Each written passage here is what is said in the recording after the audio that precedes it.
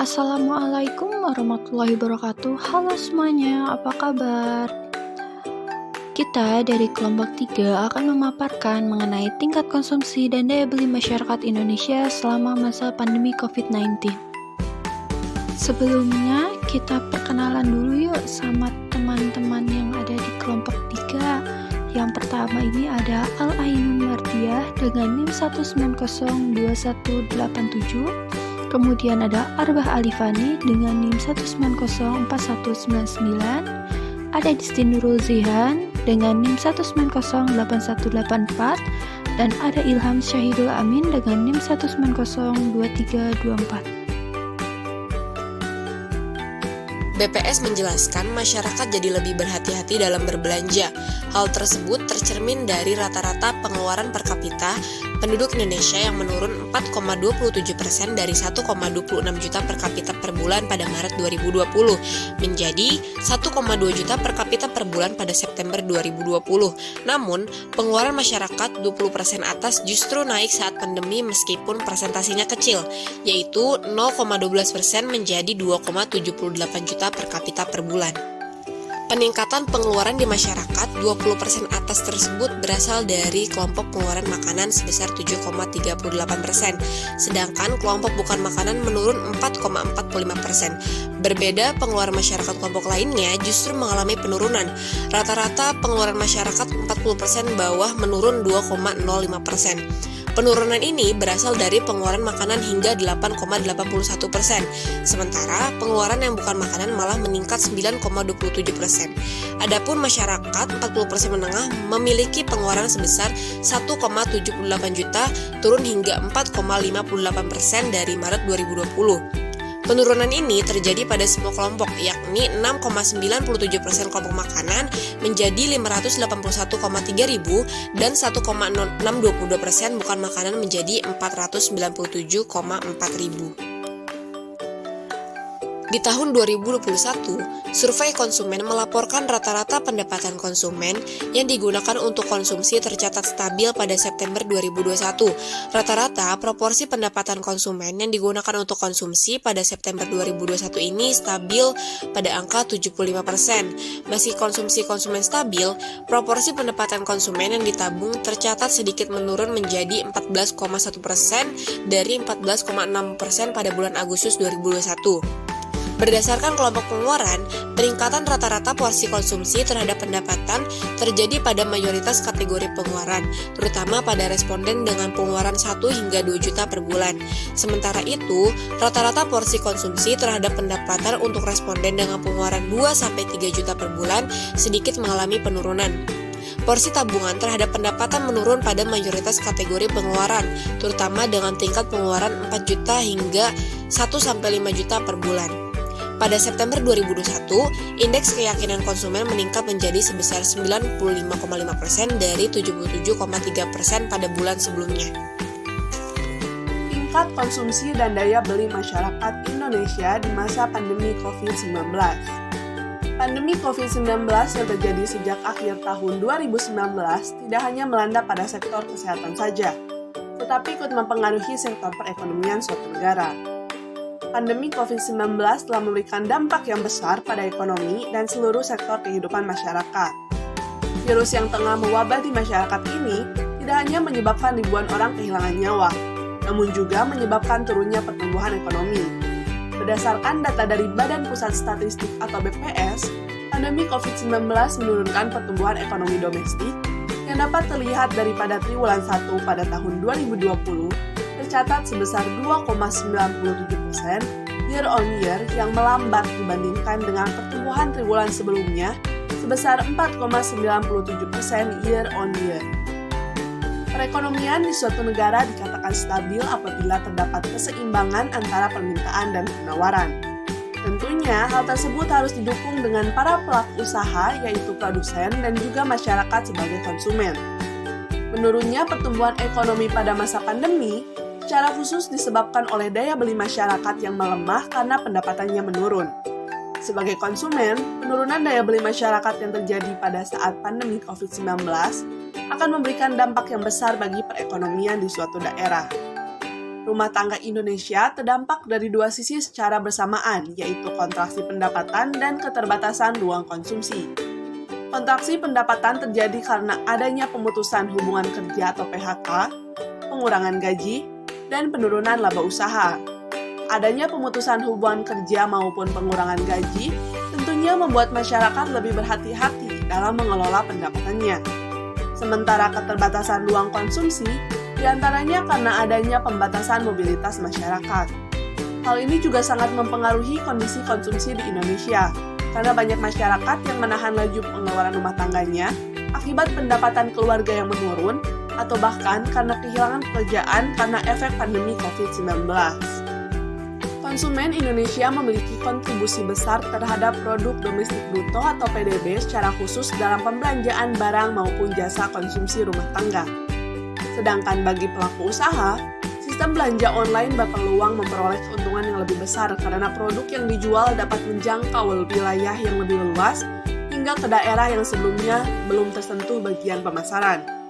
Sebagai indikator kesejahteraan, tingkat konsumsi akan menentukan kualitas pembangunan manusia yang terekam dalam Indeks Pembangunan Manusia atau IPM. Konsumsi penduduk Indonesia sebagian besar merupakan konsumsi rumah tangga yang menjadi prasyarat penting bagi pertumbuhan ekonomi Indonesia. Mengingat kondisi wilayah yang tersebar dengan beragam potensi sumber daya alam dan beragam kesenjangan yang terjadi antar wilayah maupun antar sektor. Peningkatan aktivitas konsumsi dalam negeri dapat meningkatkan pertumbuhan ekonomi bangsa. Peningkatan konsumsi nasional secara tidak langsung akan membuat industri ekonomi dalam negeri akan tumbuh dengan baik.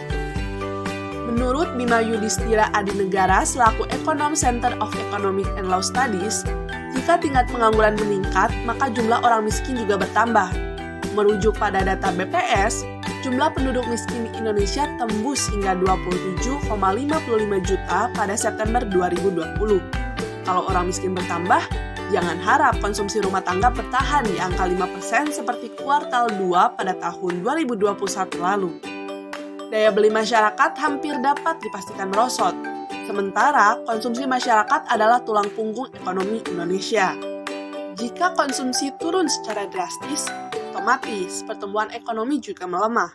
Nailul Huda selaku peneliti Institute for Development of Economics and Finance mengingatkan pemerintah untuk menjaga sumber pertumbuhan ekonomi Indonesia, yakni daya beli masyarakat dengan cara menambah bantuan sosial atau bansos kepada masyarakat menengah ke bawah. Presiden Joko Widodo mengungkapkan bahwa daya beli masyarakat harus ditingkatkan untuk mendorong sisi permintaan, sehingga dapat menggerakkan mesin pertumbuhan ekonomi. Faktor yang mempengaruhi tingkat konsumsi di masyarakat. Faktor ini tuh dibagi ke dalam 3, ada berdasarkan faktor ekonomi, faktor demografi, dan faktor non-ekonomi. Untuk faktor ekonomi sendiri kita bagi ke dalam 4 bagian. Ada berdasarkan pendapatan rumah tangga atau household income, yang dimana pendapatan rumah tangga ini memiliki pengaruh yang besar terhadap tingkat konsumsi. Biasanya semakin tinggi tingkat pendapatan, maka semakin tinggi konsumsinya juga. Kemudian ada berdasarkan kekayaan rumah tangga yang mencakup kekayaan real dan finansial. Kekayaan ini tuh dapat meningkatkan konsumsi karena menambah pendapatan disposable. Kemudian yang ketiga ada berdasarkan jumlah barang konsumsi, yang dimana jumlah barang ini tuh mempengaruhi jumlah barang konsumsi yang tahan lama. Pengaruhnya pun akan bersifat positif maupun negatif. Barang yang tahan lama biasanya barang harganya mahal yang untuk memperolehnya pun butuh waktu untuk menabung. Dan yang keempat, berdasarkan tingkat bunga. Nah, tingkat bunga ini yang memiliki tinggi gitu ya pengaruhnya terhadap konsumsi jika dilihat dari sisi keluarga yang memiliki kelebihan ataupun kekurangan uang. Yang dimana tingkat bunga yang tinggi, maka biaya ekonomi dari konsumsi ini pun akan semakin mahal. Selanjutnya ada faktor yang kedua, yaitu berdasarkan faktor demografi atau kependudukan. Nah, jumlah penduduk yang banyak akan memperbesar pengeluaran konsumsi secara menyeluruh walaupun rata-rata orang atau keluarga relatif rendah. Kita contohkan misalkan tingkat konsumsi rata-rata penduduk di Indonesia ini lebih rendah daripada penduduk Singapura. Akan tetapi secara absolut tingkat pengeluaran konsumsi di Indonesia ini lebih besar daripada penduduk Singapura. Mengapa? Karena jumlah penduduk di Indonesia ini 50 kali lipat daripada jumlah penduduk di Singapura. Untuk faktor yang ketiga ada faktor non-ekonomi. Nah, faktor non-ekonomi ini itu bisa berdasarkan faktor sosial budaya masyarakatnya. Kita contohkan seperti berubahnya pola kebiasaan makan, berubahnya etika dan tata nilai karena ingin meniru kelompok masyarakat lain yang dianggap lebih hebat. Kita tidak heran gitu ya jika ada rumah tangga yang mengeluarkan uang hingga ratusan juta bahkan miliaran rupiah hanya untuk membeli suatu rumah yang mewah gitu, yang idaman. Nah, dalam dunia nyata kita itu sulit untuk memilah faktor yang mempengaruhi itu faktor apa sehingga menyebabkan perubahan atau peningkatan konsumsi. Hal ini itu bisa terjadi dalam kelompok masyarakat yang berpendapatan rendah yang memaksa untuk membeli barang-barang dan jasa yang sebenarnya tidak sesuai dengan kemampuan masyarakat tersebut. Terdapat strategi yang dilakukan pemerintah untuk mengatasi jika terjadinya deflasi di masa pandemi. Pertama, dengan cara mengurangi tingkat suku bunga. Cara tersebut dapat mendorong peningkatan peredaran uang di masyarakat. Kedua, pemerintah dapat melakukan politik risk control, yaitu mengatur jumlah uang yang beredar di masyarakat dengan meningkatkan atau menurunkan tingkat suku bunga bank sentral pada bank umum, agar lembaga keuangan dapat menurunkan likuiditasnya dengan cara meminjam ke bank. Ketiga, pemerintah menurunkan nilai pajak. Pemerintah dalam usahanya untuk mendorong usaha kecil berkembang, menerbitkan kebijakan untuk menurunkan tarif pajak penghasilan final menjadi 0,5% bagi usaha mikro, kecil, dan menengah. Melalui peraturan pemerintah nomor 23 tahun 2018 tentang pajak penghasilan atas penghasilan dari usaha yang diterima atau diperoleh wajib pajak yang memiliki peredaran bruto tertentu. Kebijakan ini memberikan kesempatan untuk pengusaha UMKM untuk berkontribusi kepada negara. Keempat, pemerintah memberikan kebijakan dengan meningkatkan upah minimum kerja. Pemerintah memastikan akan mengeluarkan kebijakan pemberian bantuan pemerintah berupa subsidi gaji atau upah bagi pekerja atau buruh di tahun 2021. Jumlah calon penerima bantuan buruh ini diestimasi mencapai kurang lebih 8 juta orang dengan kebutuhan anggaran sebesar 8 triliun.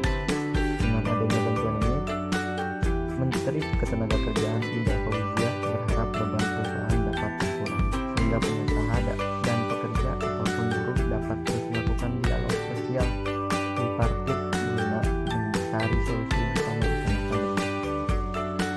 Kelima, pemerintah dapat mendorong perusahaan untuk berinovasi dalam menghasilkan produk. Pemerintah telah menyediakan insentif dukungan bagi UMKM melalui program pemulihan ekonomi nasional di tahun 2020 dan dilanjutkan di tahun ini.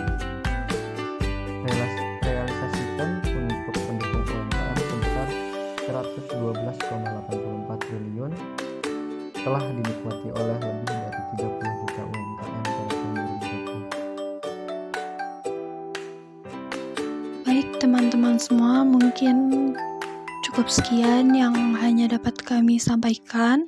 Mohon maaf bila ada salah